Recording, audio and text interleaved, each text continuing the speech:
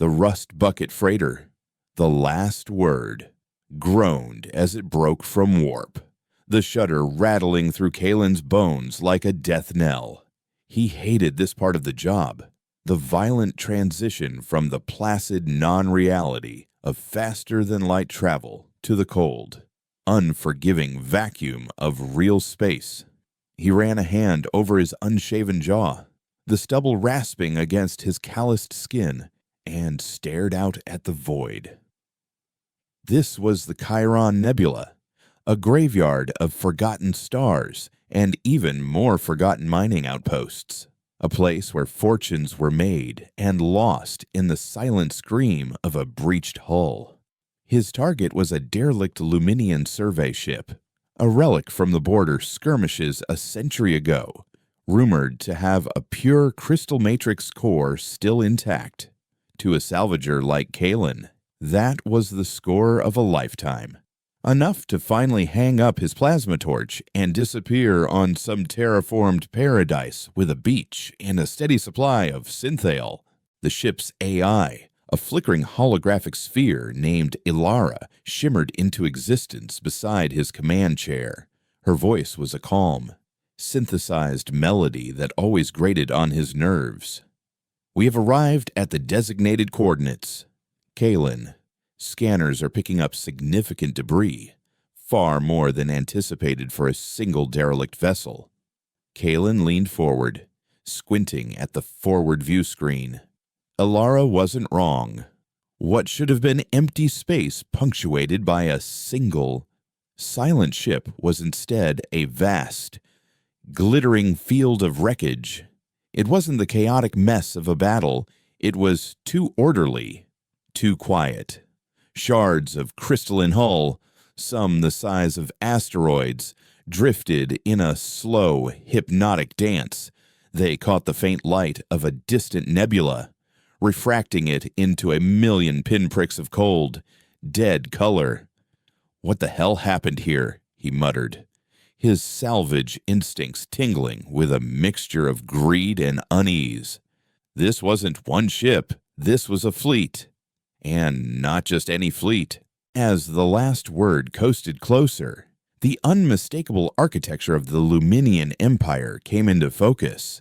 The elegant, cathedral-like spires of their cruisers, the sweeping, graceful lines of their destroyers, all of it shattered, broken, and lifeless.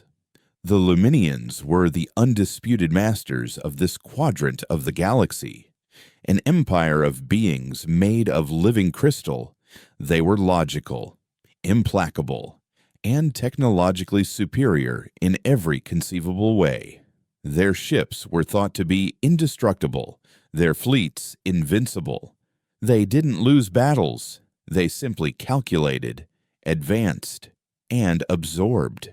Yet here was their entire Outer Rim flotilla, the legendary Glass Legion, scattered across 10,000 kilometers of space like discarded toys. "Ilara, run a full spectrum analysis," Kalen commanded, his voice tight. "Check for energy signatures, life signs, distress beacons, anything." The holographic sphere pulsed. Scanning.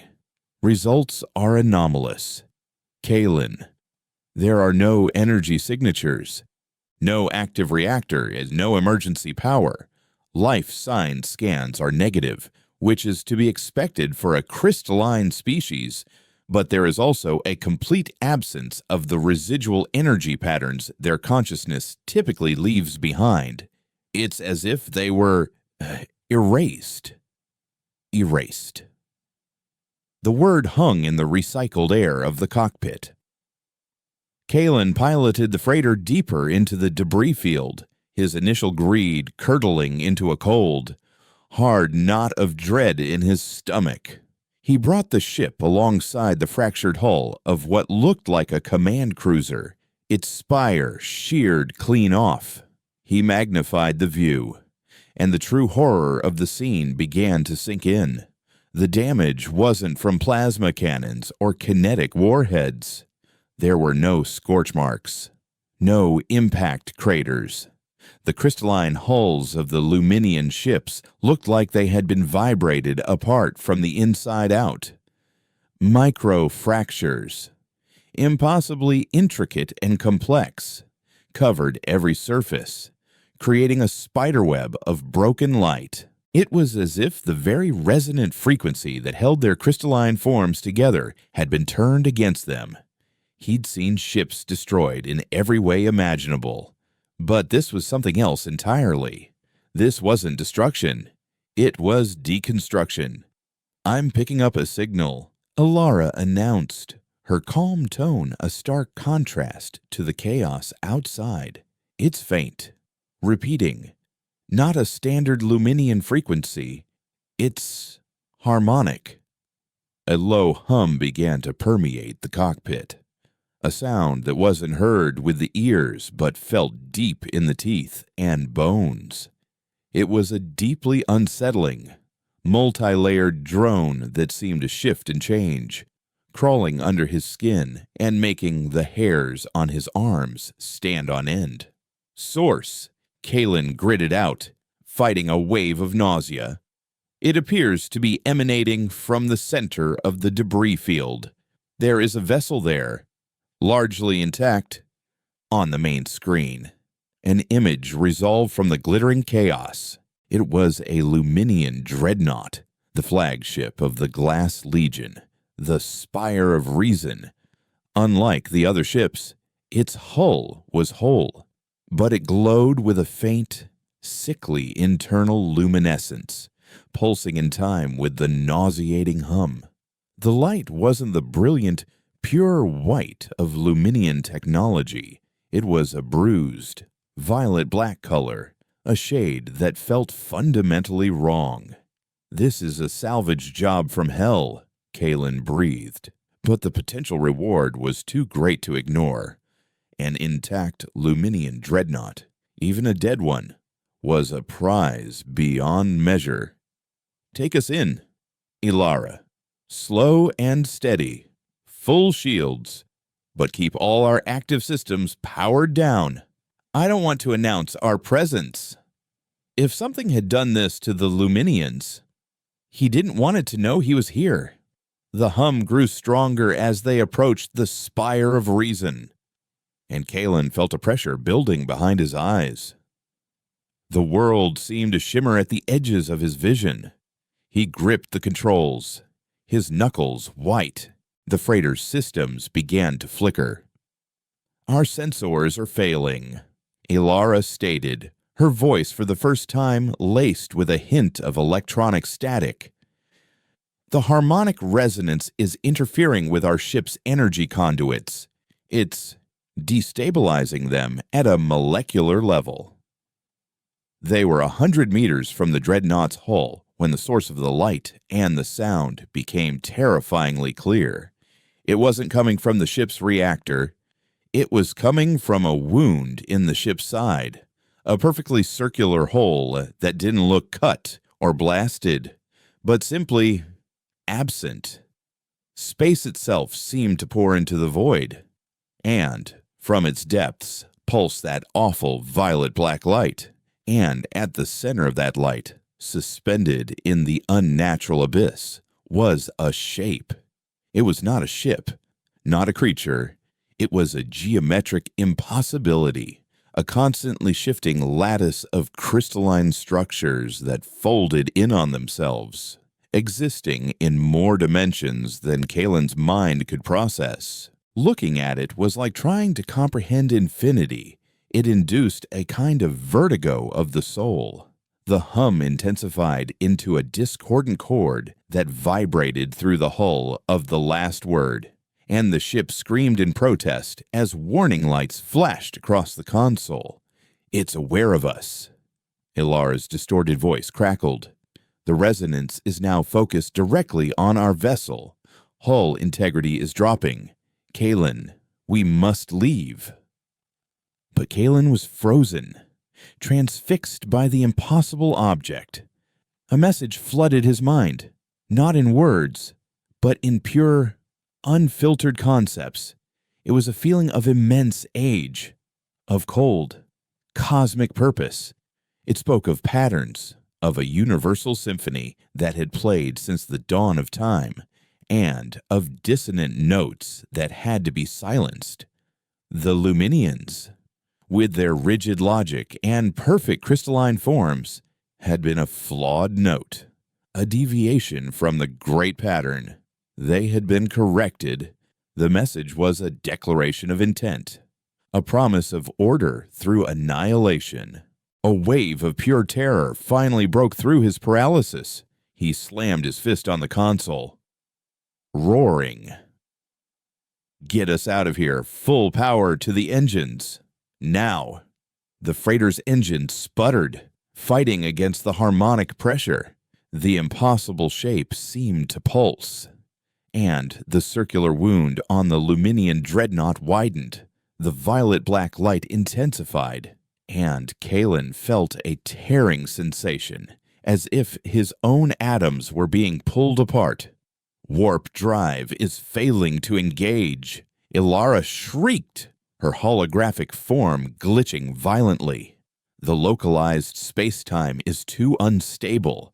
With a desperate snarl, Kalen manually rerouted all auxiliary power to the primary thrusters, a move that would fry half his systems, but might give them one last push. The ship lurched forward, away from the dreadnought, every plate and wire groaning in protest. For a heart-stopping moment, they were caught in the gravitational pull of the anomaly, the ship shaking itself to pieces. Then, with a final, violent shudder, the warp drive caught. The stars outside the viewport stretched into long, blurry lines, and the horrifying hum was abruptly cut off, replaced by the disorienting silence of the warp. Kalen collapsed back into his seat, drenched in a cold sweat, his heart hammering against his ribs. The cockpit was a mess of sparking consoles and blaring alarms. The last word was crippled, but it was alive. He had escaped. Ilara's form stabilized, though it still flickered with residual distortion. "Report," he rasped. "Significant structural damage. Most secondary systems are offline. The warp drive is unstable and will likely fail after one more jump. More concerningly, Kalen, our primary chronometer is out of sync. According to my internal clock, we were in that system for 6 minutes. According to the star charts, 3 weeks have passed. 3 weeks." The thought sent a fresh wave of ice through his veins. That thing hadn't just attacked his ship, it had attacked time itself. He looked down at his hands. A faint, violet tracery, like a spiderweb of veins, pulsed just beneath his skin before fading away. He was contaminated. The resonance was still inside him. He had seen the force that had silenced the invincible Luminian Empire. It wasn't a weapon. It wasn't an army. It was a law of physics, a cosmic principle of order that saw sentient life as a discordant noise to be tuned into silence. And now, he was the only one who knew, the only one who could warn the scattered, bickering worlds of the outer rim that a new power had arrived, one that didn't want to conquer them, but to simply, quietly, and completely erase them from existence. But who would believe a half-crazed salvager in a broken-down freighter? They would call him a liar, a madman. He had no proof, only a story that defied all known science and a creeping, violet dread that was now a part of him. He set a course for the nearest civilized outpost, a grimy trade hub called Port Anarchy. It was a long shot, but he had to try. He had to make them listen, because he could still feel the hum, a faint echo in the back of his mind, a promise that the symphony was not yet complete. and that the conductor was still listening for any other notes that dared to play out of tune. The journey to Port Anarchy was a week of controlled freefall through hell. The last word was a dying beast, its metallic sighs and groans a constant reminder of their narrow escape.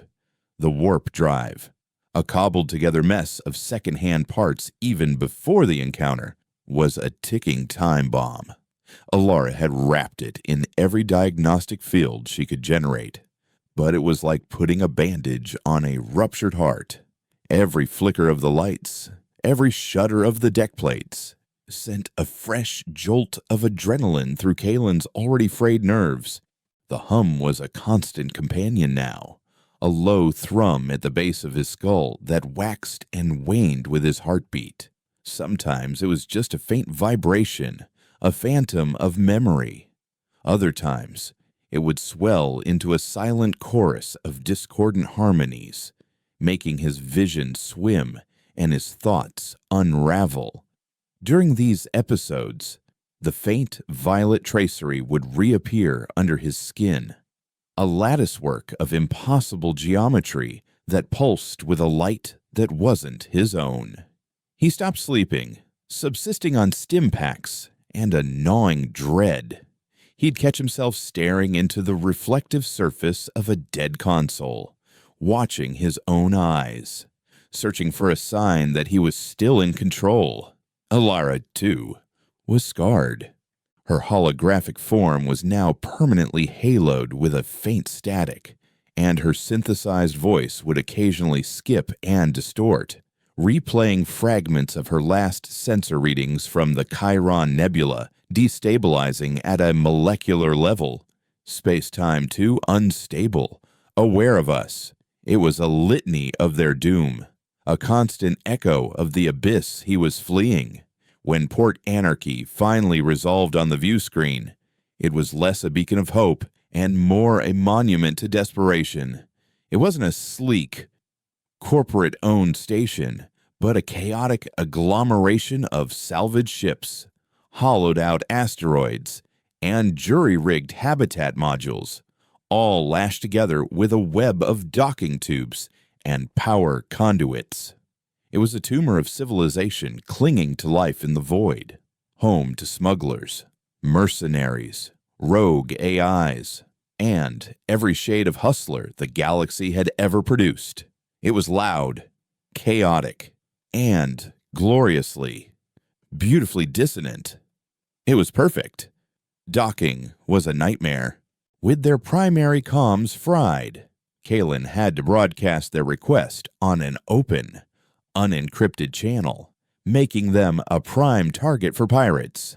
With their maneuvering thrusters half slagged, he brought the freighter in with all the grace of a falling rock, scraping the hull against a docking pylon and earning a string of furious, multi-species curses from the station's traffic control. Once the magnetic clamps finally locked them in place, the silence that followed was deafening. He sat in the captain's chair for a long moment, the hum in his head receding to a dull ache, and felt the bone-deep weariness of a man who had run out of places to run. "We're here," he said to the flickering AI. Now for the hard part. Alara's static-laced voice was somber.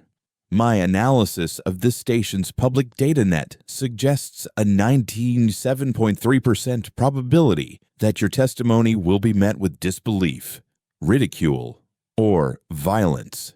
Kalen let out a humorless laugh. "Never tell me the odds, Alara." His first stop wasn't the station authority. A man in his state, with a ship in this condition and a story like his, would be locked in a psych ward or spaced out an airlock before he could finish his first sentence. He needed an ally, or at least someone who valued credits more than sanity. He needed Doc Eris. Eris was a legend in the underbelly of the Outer Rim, a disgraced cyberneticist from a core world who now ran a high-tech chop shop in the station's lower levels. He specialized in off-the-books modifications, memory wipes, and patching up people who couldn't go to a licensed medical facility. Kalen had sold him salvaged cybernetic parts in the past, and their relationship was based on a simple, unspoken rule: no questions asked. The lower levels of Port Anarchy were a labyrinth of steaming pipes, flickering neon signs in a dozen alien languages, and the constant thrum of overworked life support systems. The air was thick with the smell of ozone, spicy alien food, and unwashed bodies. Kalen kept his head down, his hand resting on the grip of the plasma pistol holstered at his hip. He felt exposed, paranoid. Every shadow seemed to pulse with that violet-black light. Every burst of static from a passing comm unit sounded like the beginning of the hum. He found Eris's clinic behind a nondescript metal door, marked only with a faded biohazard symbol. Inside, the sterile white of a medical facility clashed with the chaotic clutter of a workshop. Robotic arms hung from the ceiling, and shelves were crammed with cybernetic limbs, neural interfaces, and jars containing things Kalen didn't want to identify. Eris himself was a rail-thin man with a shock of white hair, eyes magnified by a set of surgical loops permanently attached to his forehead. He looked up from a complex neuroprocessor he was soldering and grunted. "Kalen, you look like hell warmed over and then thrown back on the fire. Ship trouble." "You could say that," Kalen said, his voice hoarse. "I need a full diagnostic. Eris, not the ship, me." Eris raised an eyebrow, his magnified eyes studying Kalen with a professional curiosity. "Lay it on me." For the next hour, Kalen sat in a diagnostic chair while Eris ran a battery of scans, his ancient medical scanners humming and clicking. Kalen told him everything, the words spilling out in a torrent of fear and exhaustion. The ghost fleet. The crystalline ships vibrated to dust. The impossible shape in the void. The harmonic hum. The lost time. The violet light under his skin. Eris listened without interruption, his expression unreadable. When Kalen was finished, the old doctor was silent for a long time, staring at the data scrolling across his monitor. Finally, he swiveled in his chair and pushed the loops up onto his forehead. "Well, you're not crazy," Eris said, his tone flat. "At least, not entirely. Your neural pathways are lit up. There's a resonance pattern in your cerebral cortex I've never seen before. It's not a virus, not a parasite. It's more like your brain is trying to process a signal that's too complex for its hardware. It's rewriting you, Kalen, slowly, fine-tuning your synapses." He pointed to a complex, fractal-like image on the screen. "And this is from your cellular makeup. There are microfractures in your mitochondrial structures, harmonic damage on a quantum level. It's the same energy signature I'm picking up from the corrupted data logs you brought from your ship. Whatever you saw out there, it didn't just look at you. It imprinted on you." The clinical diagnosis was somehow more terrifying than Kalen's own paranoid fears. He wasn't haunted. He was infected. He was a walking antenna for a cosmic horror. "Can you fix it?" he asked, his voice barely a whisper. Aris shook his head slowly. "Fix it, Kalen. I don't even understand it. This is like a caveman finding a microchip. I can tell you it's there, but I have no idea what it's for. The best I can do is give you a neural dampener. It might help you filter out the worst of the hum. Help you think straight. But it's a patch, not a cure." Hope was a luxury Kalen couldn't afford, but desperation was plentiful. He took the dampener, a small silver disc that Aris implanted at the base of his skull. The constant, low-level hum in his head immediately faded, leaving behind a silence that felt just as unnatural. His thoughts felt clearer, sharper, with a new, fragile sense of clarity. He knew what he had to do next. He had to show someone his proof. He paid Eris with the last of his legitimate credits and a promise of more, then headed for the station's administrative spire. He knew he couldn't just walk into the office of Station Chief Vorlag, the hulking, reptilian creature who ran Port Anarchy with a blend of bureaucratic apathy and brutal efficiency. Kalen used his remaining funds to bribe a low-level clerk, slipping him a data chip containing a single, heavily encrypted file, a short, looped clip from the last word's forward sensors, showing the impossible, geometry-shifting entity in the heart of the Luminian dreadnought.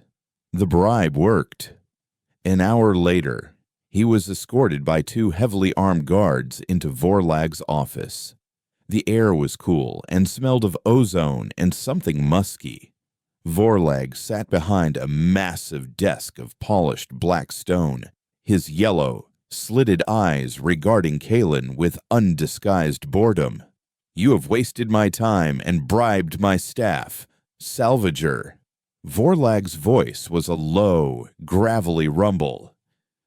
"This had better be worth more than the cost of flushing you out the nearest waste chute." Kalen's hands were trembling slightly, but his voice was steady. He placed his ship's black box recorder on the desk. "The Luminian Glass Legion has been destroyed. I have the sensor logs to prove it. They were wiped out by something new." Vorlag's expression didn't change, but a flicker of interest appeared in his reptilian eyes. The Luminians were a major power, and their disappearance would create a power vacuum that a creature like Vorlag could exploit. "Show me." Kalen played the logs. The chaotic debris field, the shattered cruisers, the unnatural silence where a fleet should be. Vorlag watched, stroking a scale on his chin.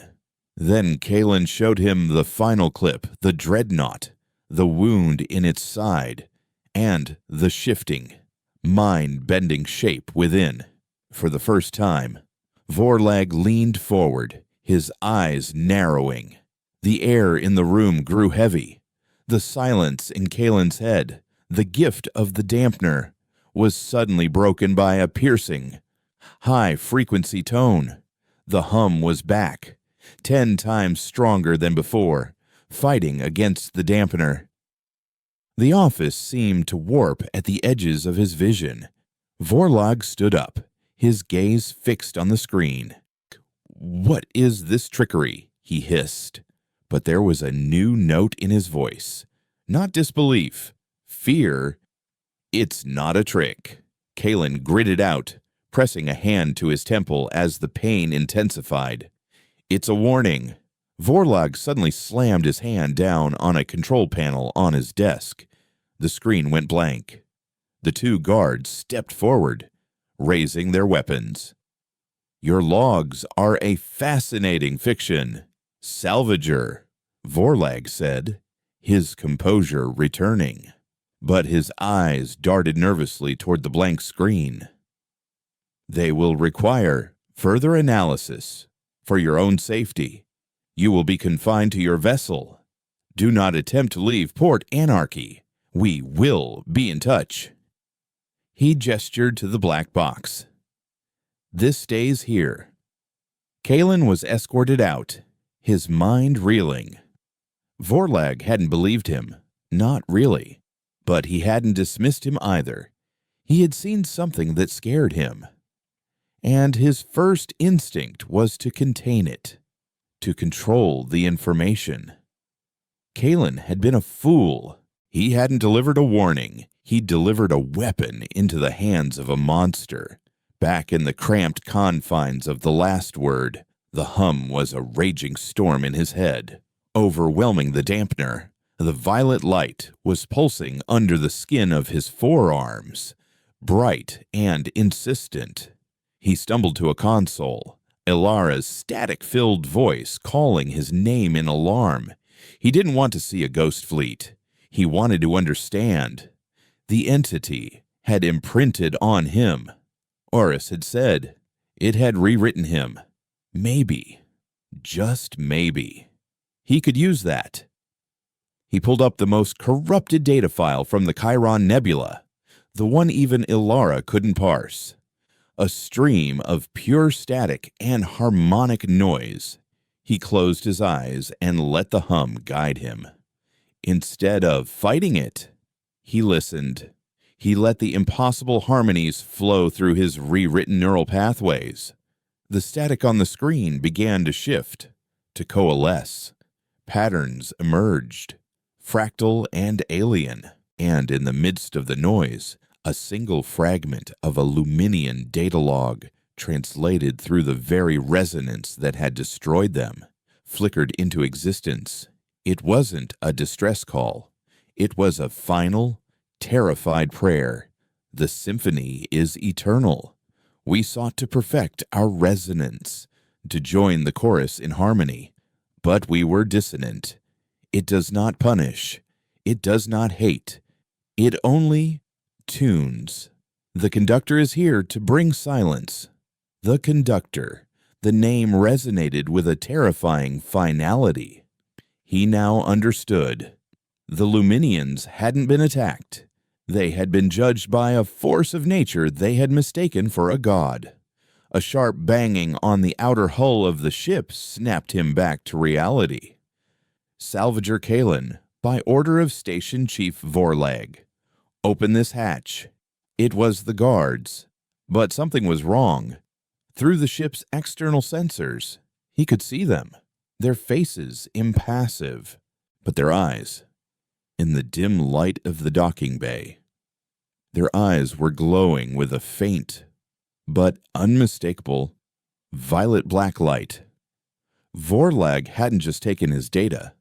The resonance, the signal, had been in the recording. He hadn't just shown it to Vorlag. He had exposed him. The infection was spreading.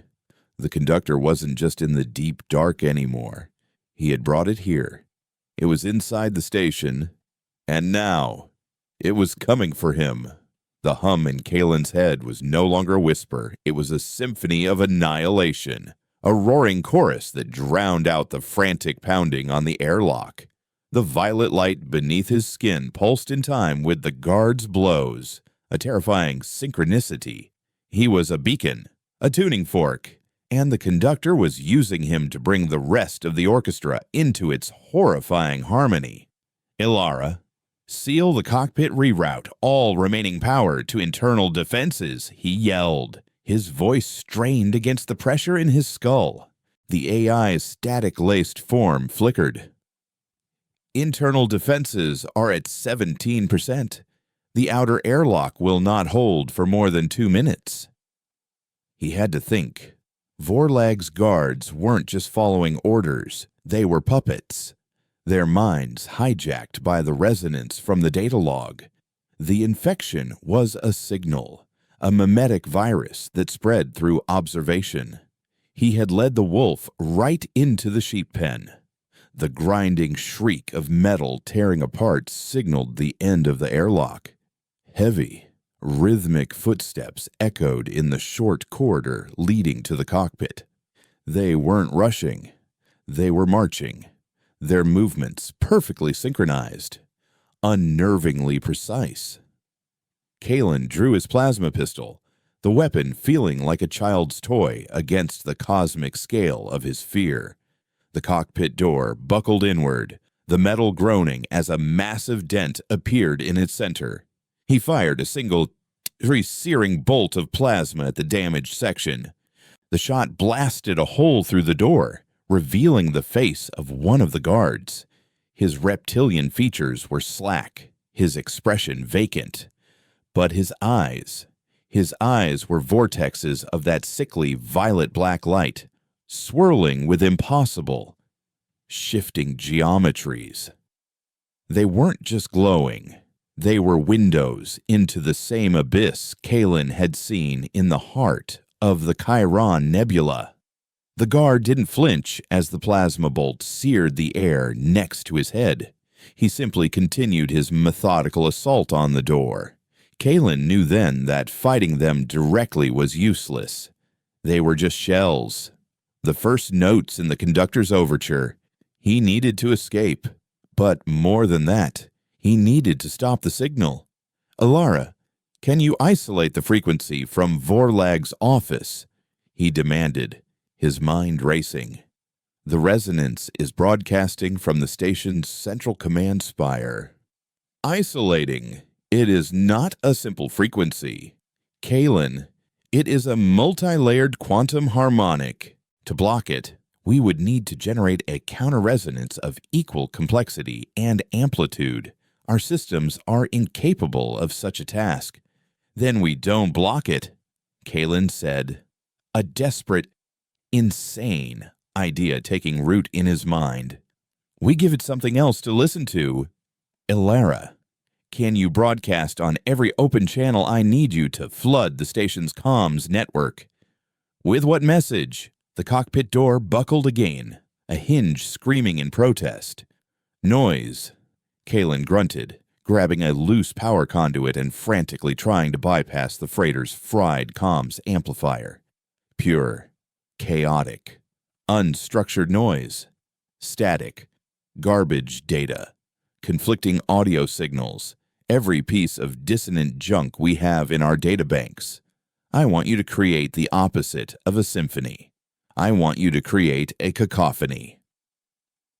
It was a wild gamble, a shot in the dark based on the fragment of the Luminian prayer. We were dissonant. If the conductor's goal was to enforce a perfect, ordered harmony, then perhaps the only way to fight it was with its antithesis, pure, meaningless chaos. As Alara began to pump a torrent of digital garbage into Port Anarchy's network, the rhythmic pounding on the door faltered for a second. Outside, through the cockpit's grimy viewport, Kalen could see the station's external lights flicker erratically. The orderly patterns of docking bay lights and running strobes dissolved into a frantic, seizure-inducing strobe. The guard at the door let out a low, guttural hiss, a sound of frustration, of a signal being jammed. The moment of hesitation was all Kalen needed. He kicked open a floor panel, revealing the ship's emergency maintenance crawl space. I'm going out, he told Alara. Keep the noise going as long as you can. If I'm not back in 20 minutes, wipe your core memory and self-destruct. Don't let it take the ship. Understood. Kalen. The AI replied, her voice a mix of static and grim resolve. Good hunting. He squeezed into the narrow, greasy tunnel. The cacophony Alara was broadcasting, echoing faintly through the metal. His destination was the station's main power core. He couldn't stop the signal from Vorlag's office with a broadcast alone. It was too powerful, too focused. But if he could overload the station's primary reactor, the resulting electromagnetic pulse and systemic crash might be enough to sever the connection, to silence the conductor's song, if only for a moment. The maintenance tunnels were a claustrophobic nightmare of pipes, wires, and darkness. Broken only by the occasional emergency light, the whole station was vibrating now. A low, resonant thrum that Kalen could feel through the soles of his boots. His broadcast was working, disrupting the signal, but it was also destabilizing the station's own systems. He passed maintenance workers, station crew, and civilians huddled in the corridors. Some were in a panic, reacting to the station-wide system's failure, but others were standing perfectly still, their heads cocked as if listening to a distant sound, their eyes beginning to glow with that faint, telltale violet. The infection was spreading faster than he could have imagined. Vorlog wasn't just containing the signal, he was amplifying it, using the station's own comms array to turn Port Anarchy into a massive tuning fork. He reached the engineering sector, a vast, cavernous space dominated by the pulsating heart of the station, a contained singularity reactor, its immense energy held in check by a complex web of magnetic containment fields. The chamber was filled with a low hum, but this was the hum of power, not of annihilation. At least, it used to be. The handful of engineers on duty were no longer at their posts. They stood in a neat, orderly line before the main control console, their bodies rigid, their eyes glowing. They were guarding the core, and standing before them, bathed in the pulsating light of the reactor, was Station Chief Vorlag. He was larger than Kalen remembered, his reptilian scales shimmering with an internal violet luminescence. He wasn't just infected, he was a focal point, an amplifier. The black box from the last word sat on the console next to him, pulsing like a dark heart. The Salvager. Vorlag's voice boomed, but it was layered now, a composite of his own gravelly tone and the multi-harmonic drone of the conductor. The dissonant note. You bring chaos. It is displeasing. The symphony requires order. This isn't order, Kalen shot back, his plasma pistol aimed squarely at the reptilian chief. It's silence. You're turning your people into mindless puppets. Vorlag, or the thing wearing his skin, tilted its head. The gesture was alien, insect-like. They are not puppets. They are instruments.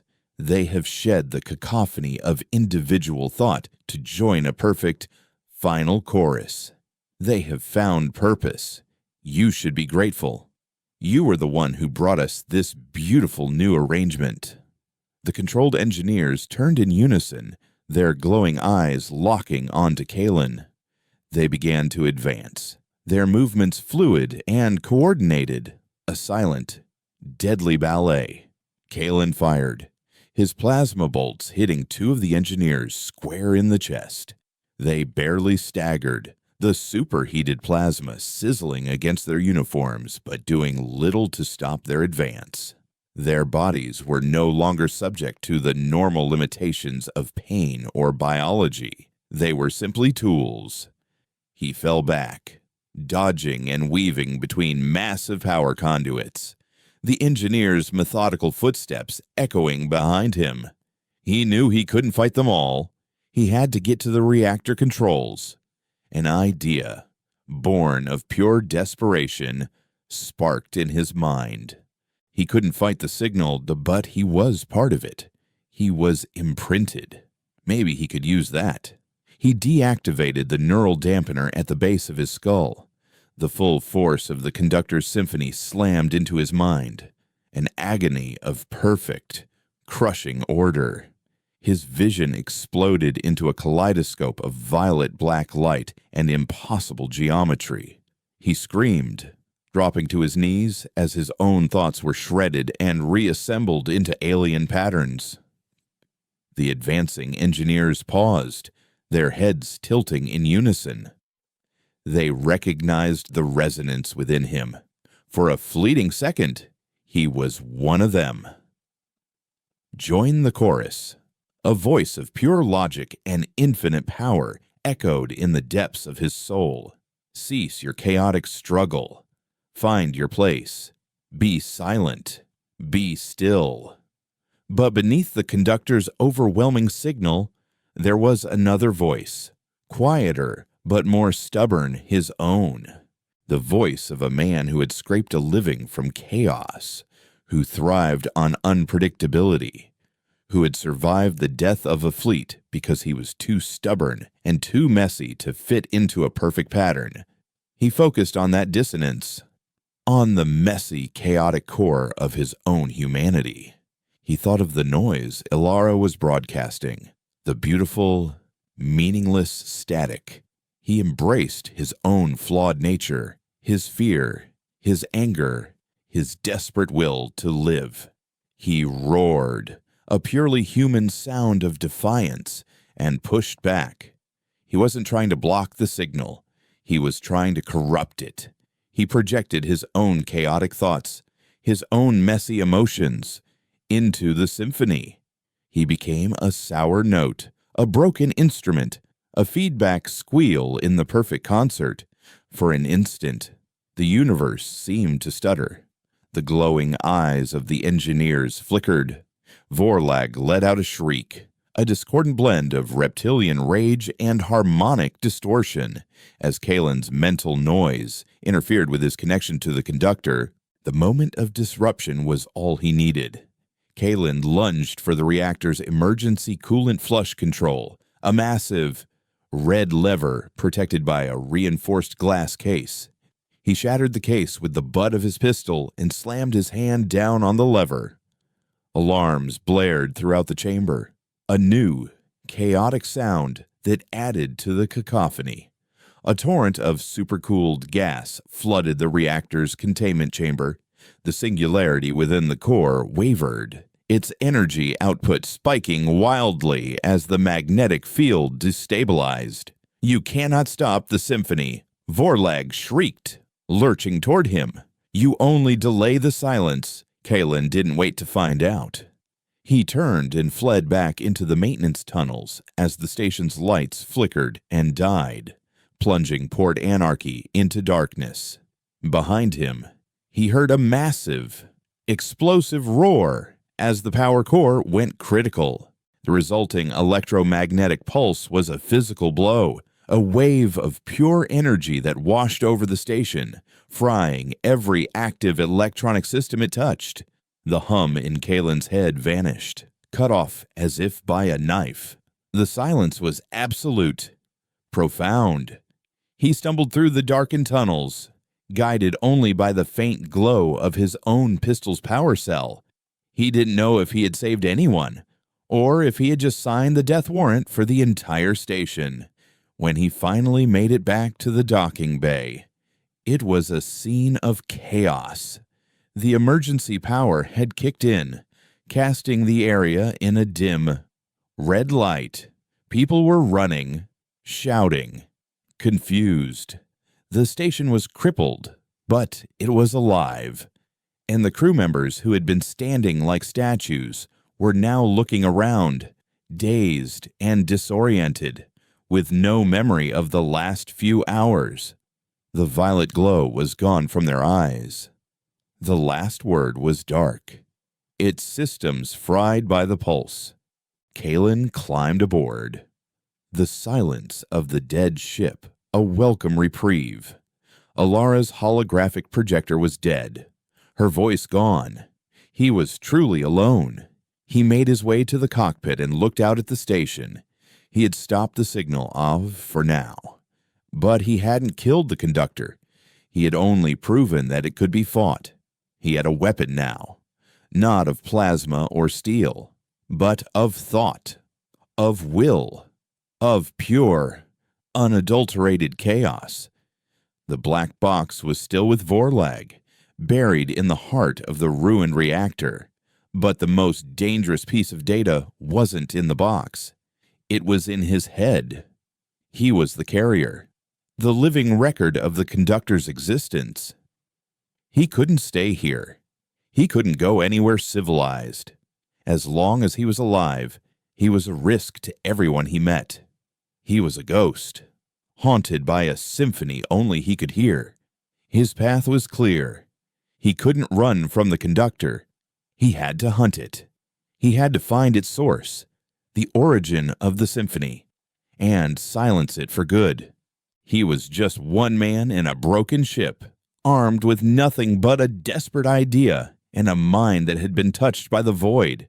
But in a universe threatened by perfect order, perhaps a little chaos was exactly what was needed. He began the arduous process of rebooting the freighter systems from cold, his hands moving with a newfound purpose. He was no longer just a salvager. He was a dissonant note in a cosmic symphony, and he was about to play his solo. For 6 months, Kalen was a ghost. The last word, resurrected with salvaged parts scavenged from the chaos of Port Anarchy's blackout, became his monastery and his prison. He drifted through the unpatrolled fringe systems, a phantom on the edge of the star charts.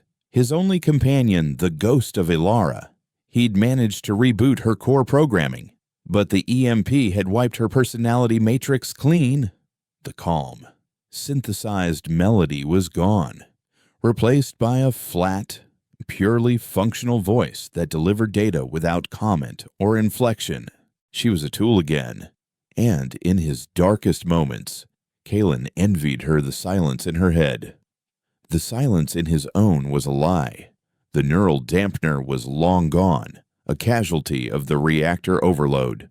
The hum was a permanent resident now, a constant subconscious whisper. It no longer caused him pain, but it had changed him. He saw the patterns now, the subtle harmonies in the chaos of the cosmos.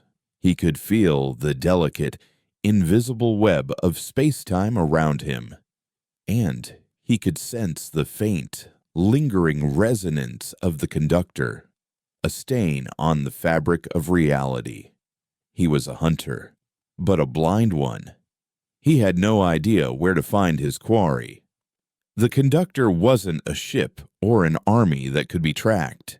It was a presence, a signal, and its source could be anywhere, in any dimension. His only lead was the Luminian prayer. We sought to perfect our resonance, to join the chorus in harmony. The Luminians hadn't stumbled upon the conductor by accident. They had been looking for it. They had followed the song. His quest led him to the dead worlds of the Luminian Empire. The core worlds were quarantined, surrounded by a tight cordon of military ships from a dozen different species, all terrified of whatever had wiped out their powerful neighbors. But Kalen, with his ghost ship and his intimate knowledge of the fringe routes, slipped through the blockade like a needle through thread. He visited their abandoned crystal cities, vast, silent structures that now only echoed with the wind. He sifted through the digital ghosts of their data networks, searching for any mention of the symphony or the conductor. Most of the archives were corrupted, shattered by the same harmonic resonance that had destroyed their creators. But Kalen had an advantage. The resonance was inside him. He could read the corrupted files, his rewritten mind able to find the signal in the noise. He followed a breadcrumb trail of fragmented data logs and esoteric scientific papers, a secret project hidden even from most of the Luminian population. It was called the Ethelberg Project. It was a massive deep space listening array, an instrument of unbelievable sensitivity, built not to listen for radio waves or energy signatures, but for what the Luminians called the fundamental resonance of the universe, the base harmonic from which all of reality was supposedly constructed. They believed that if they could attune their entire species to this perfect frequency, they would achieve a form of technological and spiritual transcendence. They had found the frequency. They had mistaken the conductor's symphony for the voice of God. The Ethelberg array was located in a system designated Xylos, a black hole binary system at the very edge of the known galaxy, a place where the laws of physics were stretched thin.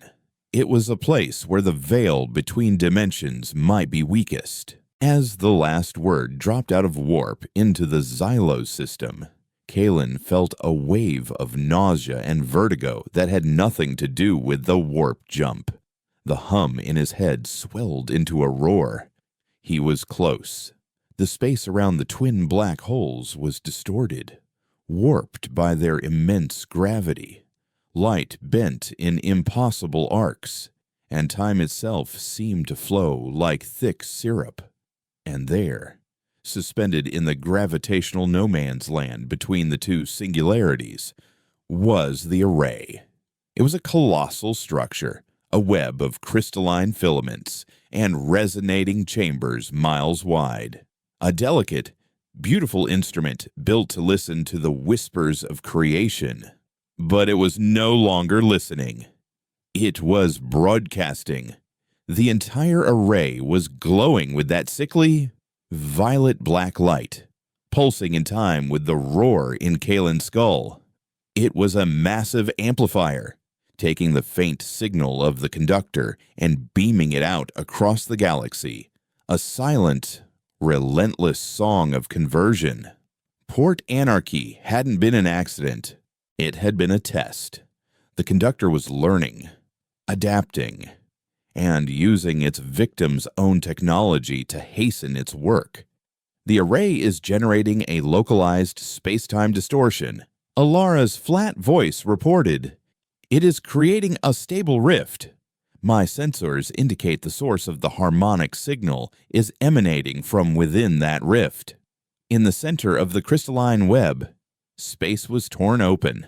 It wasn't the violent, chaotic rip of a wormhole. It was a smooth, perfect circle of absolute blackness, a hole in the universe. It was the conductor's doorway.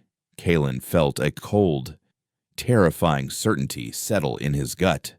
He couldn't destroy that. He couldn't fight it. But he also knew he couldn't run.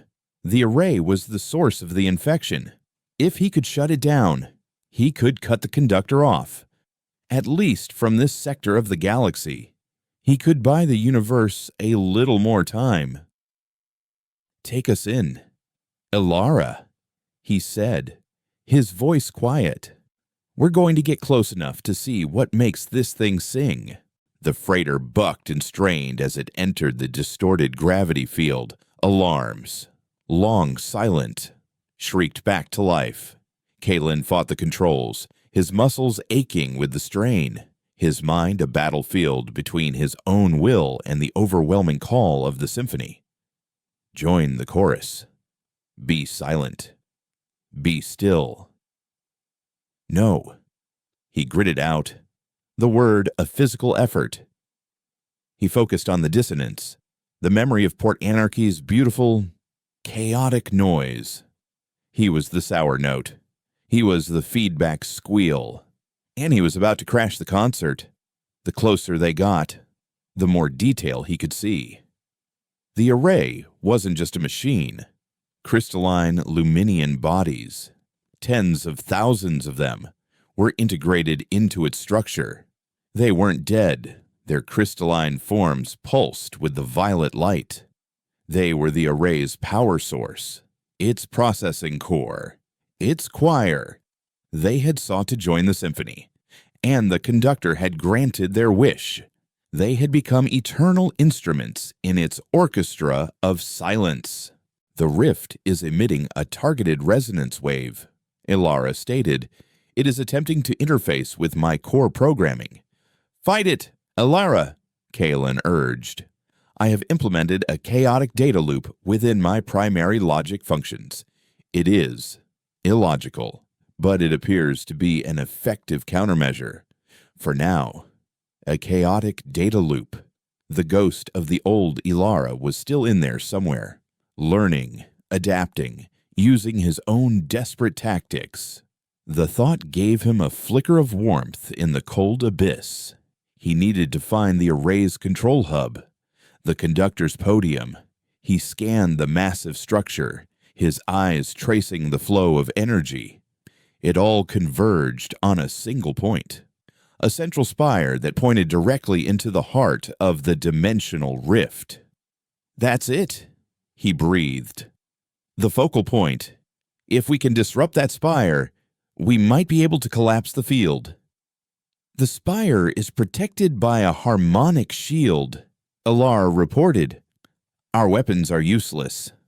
Any energy we fire at it will simply be absorbed and added to the broadcast. Of course, a perfect, ordered defense for a perfect, ordered weapon. But Kalen didn't deal in perfection. We're not going to shoot it," he said, a grim smile touching his lips. "We're going to hit it."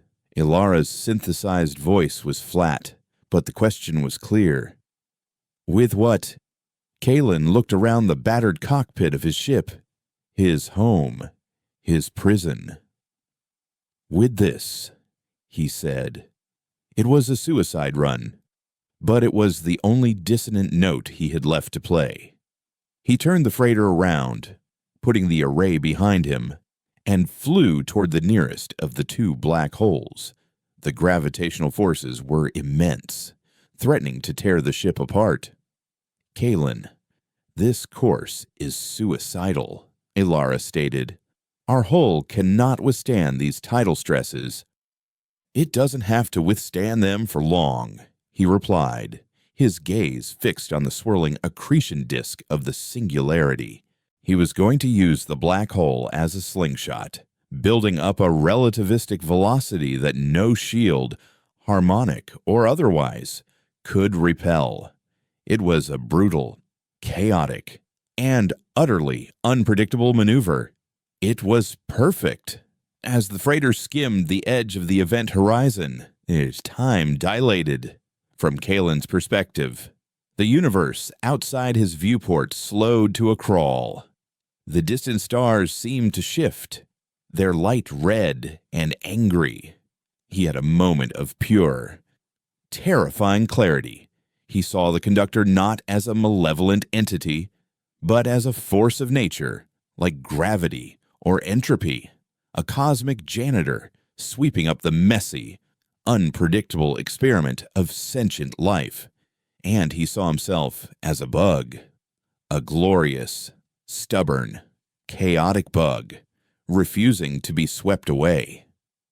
The ship screamed as it was flung out of the black hole's gravity well, accelerating to a significant fraction of the speed of light. Kalen was slammed back into his seat, the force of the acceleration threatening to crush him. He aimed the nose of the last word squarely at the heart of the Ethelberg array. On his screen, the array grew at an impossible rate. The song of the conductor was a physical force now, a wave of pressure trying to tear his mind apart. But his own dissonance, forged in fear and desperation and sheer human stubbornness, was a shield of its own. He laughed, a raw, unhinged sound that was the most chaotic thing in the universe. "You want harmony," he screamed in his mind. "Have a taste of this." He closed his eyes. The last thing he heard was Ilara's voice, flat and calm, but with a ghost of something more. "It has been a logical pleasure serving with you, Kalen." Then came the impact, a silent, final flash of light, a single, catastrophic, dissonant note that shattered the perfect symphony. And then, for the first time in a very, very long time, there was silence. But Kalen's story wasn't over. In the heart of the explosion, in the space between moments, something impossible happened. The energy of the impact, combined with the chaotic resonance of his own mind and the unstable space-time around the rift, didn't just destroy him. It changed him. He was no longer just a man. He was a signal, an echo, a ghost of pure, chaotic defiance.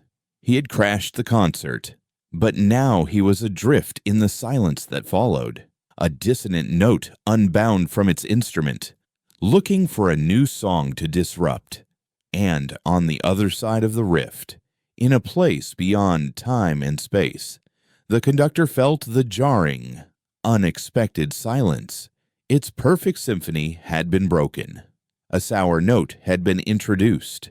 And for the first time in an existence that spanned eons, It felt something that was utterly, completely illogical curiosity. The hunt was not over. It had just begun. Silence was not an absence of sound. Kalen learned this in the moment of his death. It was a presence, a vast, cold ocean in which the echoes of creation still faintly rang. He was no longer a man of flesh and blood, trapped in a metal shell. He was the echo itself, a ripple of pure consciousness spreading from the epicenter of his sacrifice. He felt the Ethelberg array's catastrophic end not as a sound or a flash of light, but as a chord of perfect, final dissonance that tore a hole in the conductor's symphony. The rift, the conductor's doorway, wavered and collapsed, its connection to this reality severed. The oppressive, violet-black hum that had saturated the Xylos system vanished, leaving behind a scar of profound quiet. He was adrift, a disembodied point of view in the cosmic ocean. He could feel the threads of gravity, the whisper of stellar radiation, the slow, patient dance of galaxies.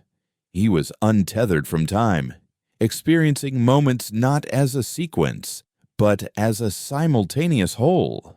He felt the shockwave of his actions ripple backward and forward through the quadrant. He saw the violet glow fade from the eyes of the infected on 1,000 forgotten outposts.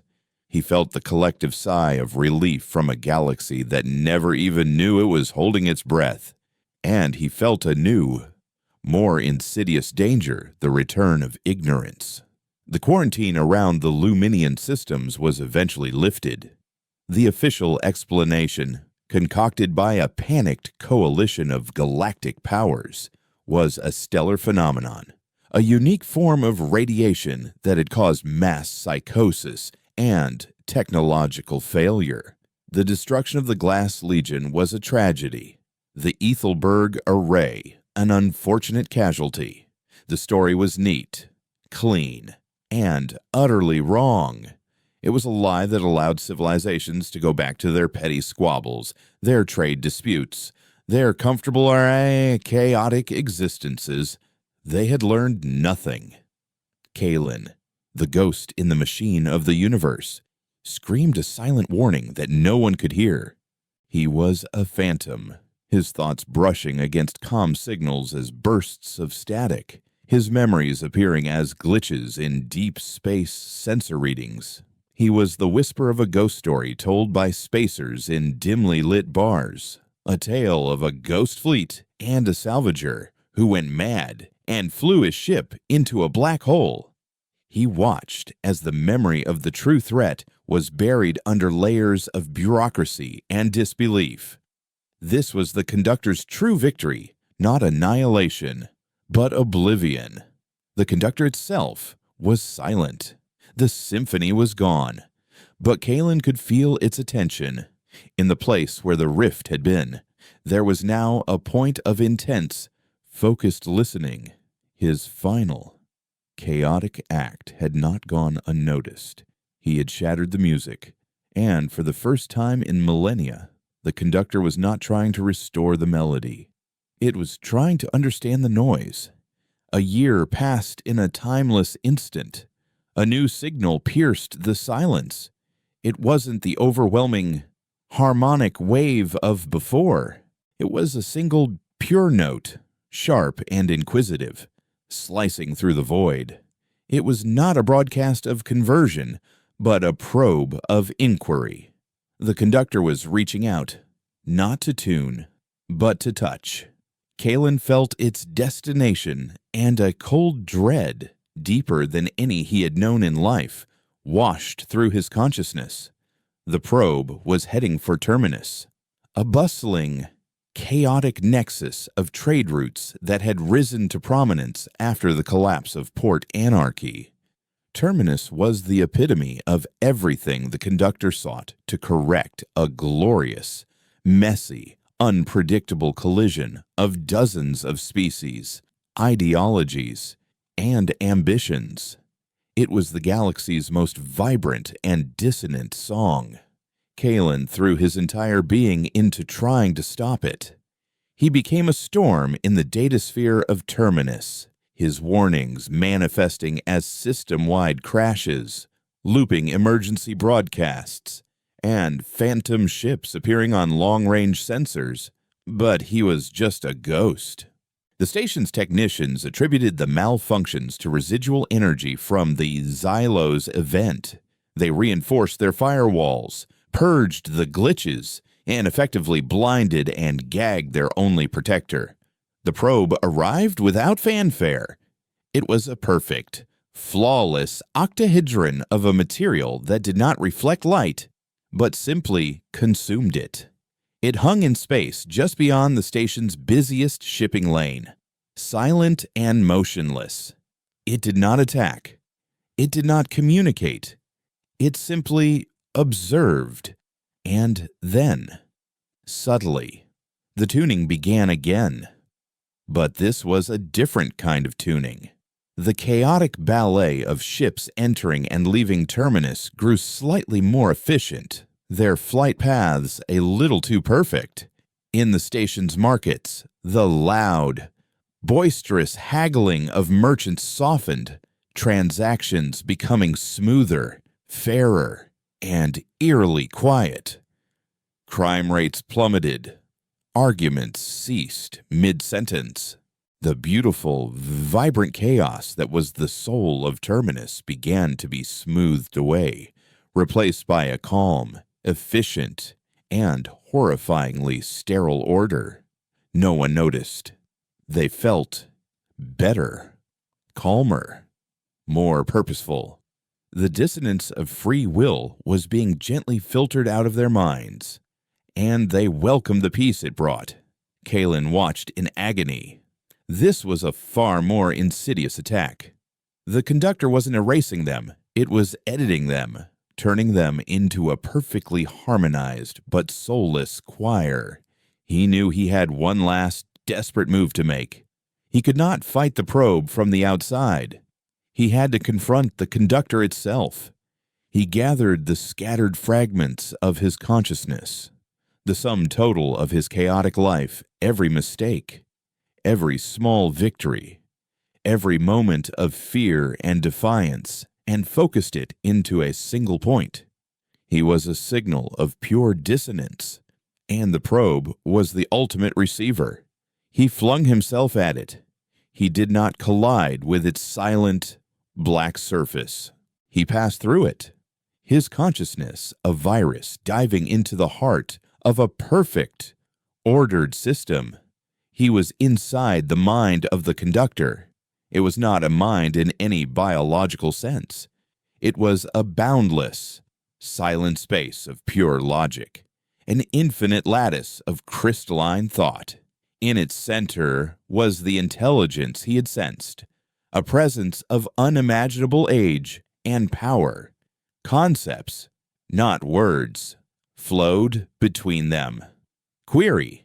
The conductor transmitted, its voice, a chord of serene, undeniable logic. The pattern of your existence is a flaw. It is inefficient. It leads to decay. It is a dissonance that disrupts the universal harmony. Why do you persist? Kalen answered, not with logic, but with feeling. He unleashed the totality of his being, the messy, beautiful chaos of a human life.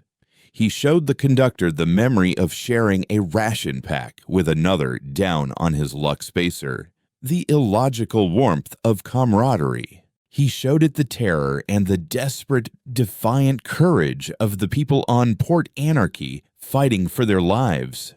He showed it the memory of a song he'd once heard, a simple, flawed melody played on a stringed instrument, a song that was sad and joyful and utterly imperfect, and had made him feel a pang of something he couldn't name. This is not a flaw, Kalen transmitted, his thought a ragged cry against the perfect silence. This is the point. Perfection is a cage. It is silence. It is an end. Dissonance. Chaos. The struggle. That is life. That is creation. It is the improvisation that makes the symphony worth listening to. For the first time, the conductor's perfect logic was faced with a truth it could not compute or correct. It was a paradox. To erase the dissonance of Kalen's argument would be to ignore a fundamental aspect of the reality it sought to order. It would be an act of imperfection. The silent, black octahedron hanging in space above Terminus shuddered. On the station, 1,000 conversations suddenly burst back to life. A pilot swore as he nearly collided with another ship. 2 merchants began arguing furiously over the price of a rare mineral. The beautiful, glorious noise of life rushed back in, filling the sterile silence. The probe did not vanish. It did not attack. It simply changed. It sent a single, final transmission back toward the dimension from whence it came. The transmission was a perfect, resonant copy of Kalen's own chaotic, dissonant signal, a complex pattern of defiance, fear, and hope. It was followed by a single, new concept that echoed across the abyss: learning. Kalen was not cast out. His consciousness was intertwined with the probe's. His chaos contained within its perfect, ordered form. He was no longer a ghost, adrift and alone. He was a guardian. He had not defeated the conductor. He had given it something to think about. He had become an eternal argument, a permanent dissonant note in the universal score. The octahedron turned from the station and moved to a stable orbit at the edge of the Xylo system, a silent, black monument watching over the scar in reality where its symphony had been broken. It would wait. It would learn. The galaxy was safe. The bickering, chaotic, beautiful worlds would continue their flawed existence, blissfully unaware of the silent watcher at the edge of the dark, and the ghost of a salvager who had taught the god of order that some songs are more beautiful for their imperfections. The symphony was not over. A new, far more interesting piece had just begun.